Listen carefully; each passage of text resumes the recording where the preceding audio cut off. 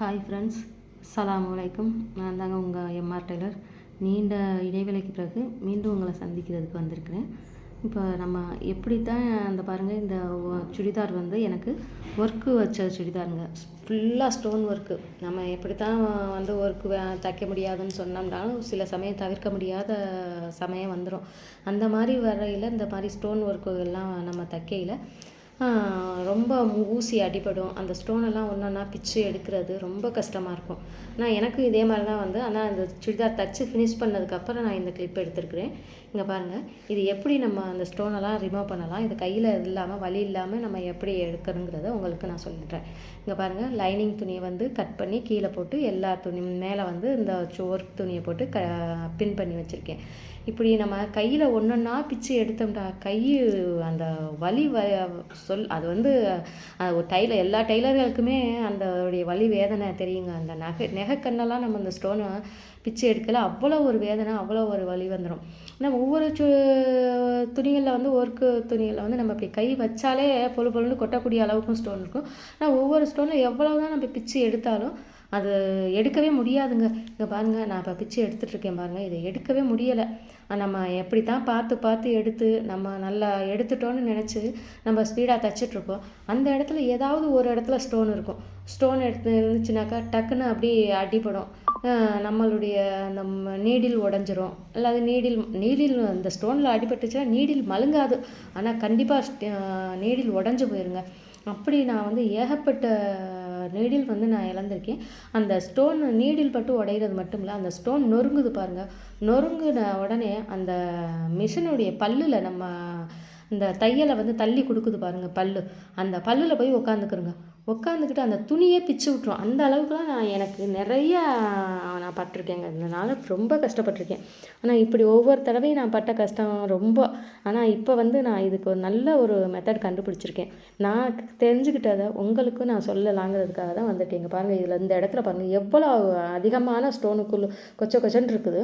இந்த நேராக நம்ம தையல் போடையில் கண்டிப்பாக நீடில் உடையும், அதை உடைச்சி அந்த ஸ்டோனை பிச்சு எடுக்கிறவங்களாட்டி நம்ம கை வலியும் வந்துடுங்க. இதுக்கு தாங்க சூப்பரான ஒரு ஐடியா இருக்குது. அதான் நம்ம ஒவ்வொரு டெய்லர்களும் நம்ம சந்திக்கக்கூடிய இந்த மாதிரி பிரச்சனைகள் கண்டிப்பாக சந்திச்சு தான் ஆகும்.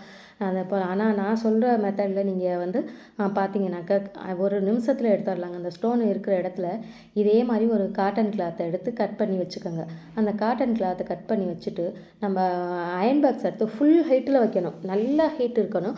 ஃபுல் ஹீட்டில் வச்சு அந்த காட்டன் கிளாத்து மேலே அப்படியே வந்து ஸ்டோனுக்கு மேலே காட்டன் கிளாத்தை வைக்கிறோம்னா அந்த காட்டன் கிளாத்து மேலே அயன் பண்ணணும். நம்ம தவறி வந்து, ஆனால் இதில் ஒரு கவனமும் இருக்கணுங்க. நம்ம வந்து அந்த காட்டன் கிளாத்தில் மட்டும்தான் அயன் பண்ணணும். தவறி நல்ல இந்த துணியில் அயன் பண்ணோம்னா துணி பொசுங்கி போயிடும். ஏன்னா அயன் பாக்ஸ் வந்து ஃபுல் ஹீட்டில் இருக்குது. இந்த பாருங்கள், நான் இப்போ அயன் பண்ணிட்டோன்னே அந்த சூடோடு அந்த ஸ்டோனை அப்படி நல்லா நம்ம கை வச்சு தள்ளுனோம்னா அப்படியே எடுத்துகிட்டு அவ்வளோ பொழுன்னு கொட்டிடுங்க.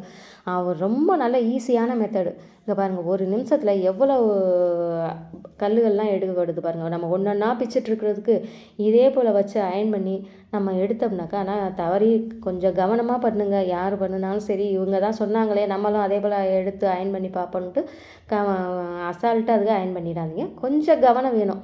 ஏன்னா ஆனால் அப்படி கவனமாக நம்ம பார்த்துட்டோம்னா ஒரே நிமிஷத்தில் நம்ம வந்து இந்த ஸ்டோனெல்லாம் எடுத்துடலாங்க. இங்கே பாருங்கள் எவ்வளோ ஸ்டோன் பாருங்களேன்.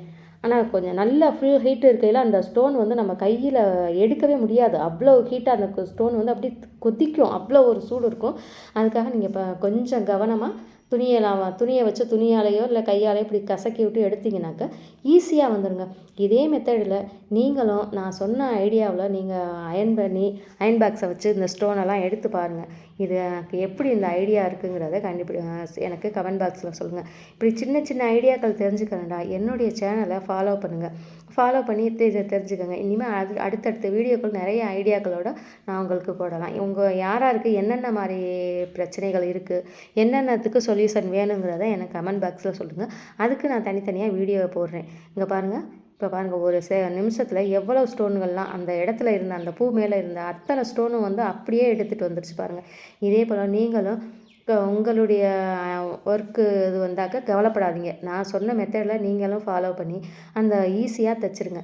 ஏன்னா தையல்ங்கிறது ஒரு கலை. நம்ம அதில் வந்து முழுகிட்டோம்னா அதை மேலும் மேலும் அதுக்கடுத்த இது என்ன அடுத்து என்னென்ன பார்த்துக்கிட்டே தான் இருப்போமே தவிர அதை விட்டு வெளியில் வர முடியாது. அவ்வளோ பெரிய கலைங்க தையல்ங்கிறது.